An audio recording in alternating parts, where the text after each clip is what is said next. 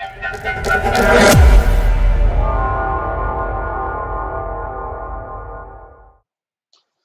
welcome back, guys. Today, we're going to be looking at heart failure.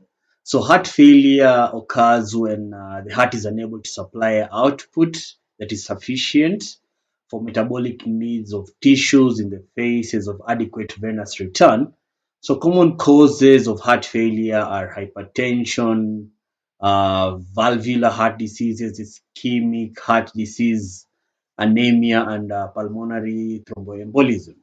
So clinical features, how is the patient going to present when a patient has heart failure? So first of all, they're going to have tachycardia. They're going to be dependent, they have dependent edema.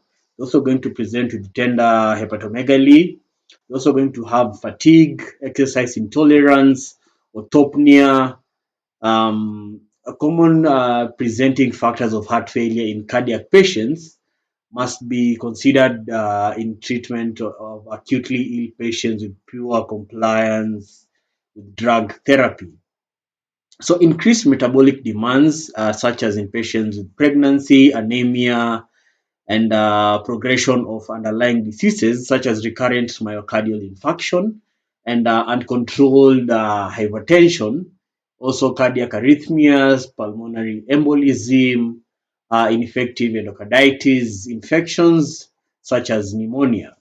So, what investigations are you supposed to do? When a patient comes with such clinical features, first of all, you have to do a chest X ray, which may show cardiac enlargement as well as evidence of other cardiopulmonary lesions.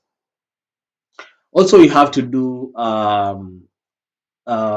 hemoglobin levels, a full hemogram, to rule out anemia and infection. We also have to do urea and electrolyte levels. We also have to do an ECG, that is an echocardiograph, and an echocardiogram to see the clinical features of the heart itself. How are we supposed to manage a patient who presents with such clinical features? Query heart failure. So here we have to restrict physical activities. Generally, we also have to give total bed rest, the patient sitting in a cardiac position. We also have to give oxygen by mask for patients who present with cyanosis. We also have to restrict salt intake and control fluid intake so that we reduce the level of retention of fluids in the body. We also have to measure urine output, and also you have to keep track of the patient's weight on a daily basis. Pharmacologically, how do we manage the patient? First of all, you have to put the patient on furosemide, 40 to 160 milligrams per oral OD.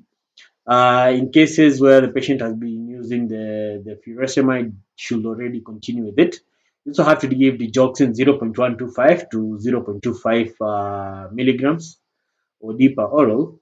So this is useful in arterial fibrillations. So loading dose of digoxin may be given to patients who are not on digoxin. So beginning with 0.25 to 0.5 milligrams per oral to a total of 1 to 1.5 milligrams. And then you keep the patient on a maintenance dose.